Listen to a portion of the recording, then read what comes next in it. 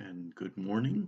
It is May the 4th, 2020, and may the 4th be with you. I just had to say that. This is finals week, and so I'll be doing one other daily news after today. That'll be on Wednesday. So we're nearing the end of the semester. I just wanted to go through a little bit of the news with you today.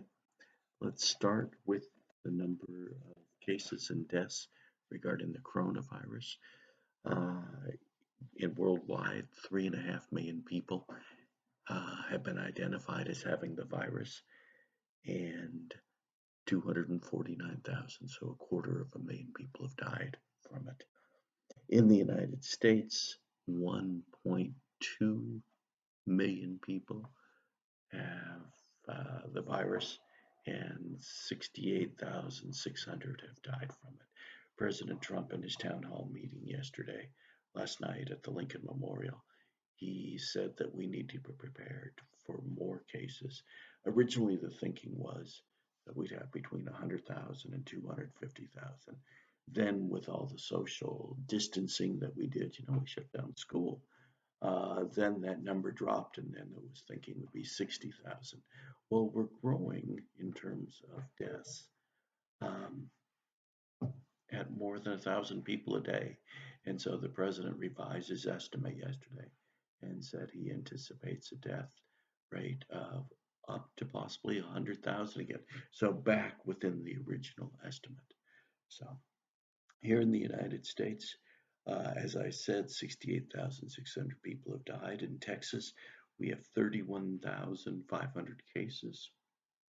867 have died from the coronavirus. And in the city of Abilene, 349 cases. And just need to emphasize that last week, the New York Times identified us as one of the 4 hotspots in the country where the cases were growing at a dramatic rate. But then it seemed to slow down a bit on Sunday with only 1 new case. And again, overall, most people recover from this disease. More than 1 million people are considered recovered worldwide. Here in Abilene, more than 100 people have recovered from this. So, there's really good news, and an awful lot of people who have the virus have no symptoms.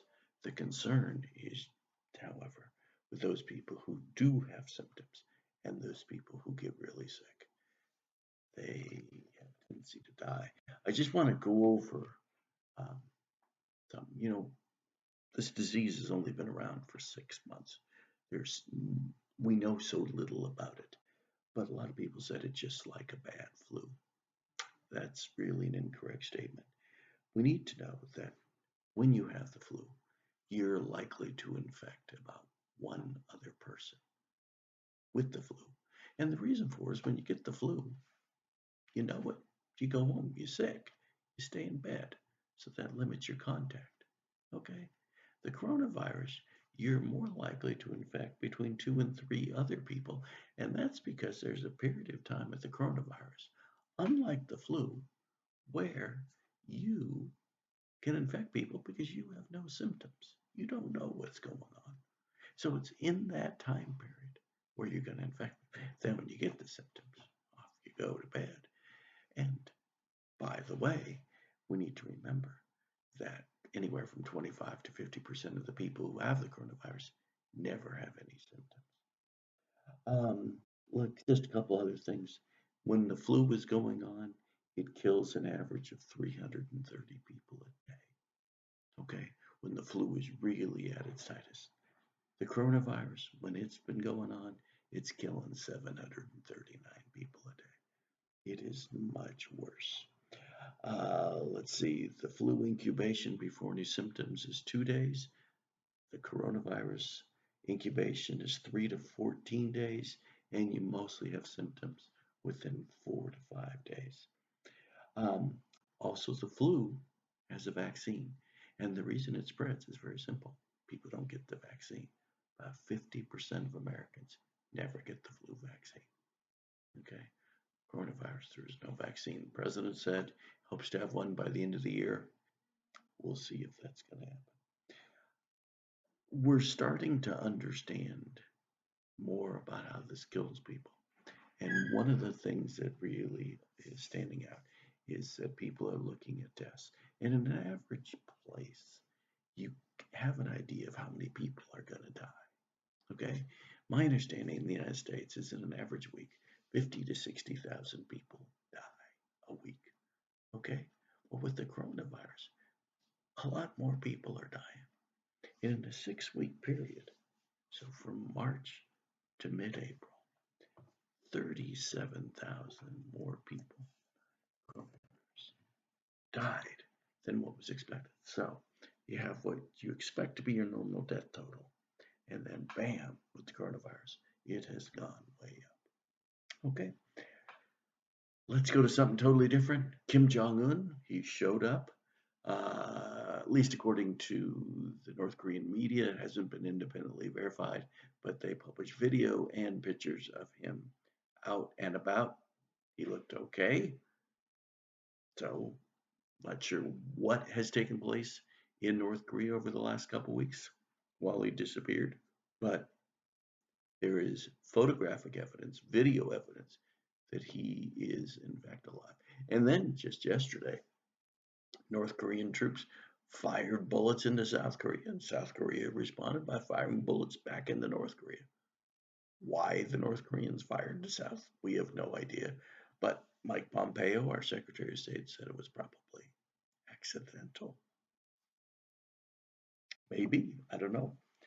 Um, Last night, President Trump had a town hall meeting on Fox News, and he had it at the Lincoln Memorial. One of the cool things about being president is you get to have your town hall meetings wherever at the nicest places. So there's something majestic about being at the Lincoln Memorial, and the president got to have his town hall meeting there. And Joe Biden is stuck in his basement, and Joe Biden really can't get out of his basement.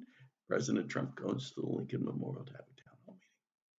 The advantages of being president are pretty amazing. All right, since I brought up Joe Biden, need to remember that he is being accused of sexual assault by a woman from an incident that took place in 1993. He, on Friday, denied it took place. The woman, Tara Reid, was supposed to come on Fox News and talk about it, and she backed away from it. Joe Biden is opening up a lot of his records. He's asking Congress to open up any records of complaints that were filed against him.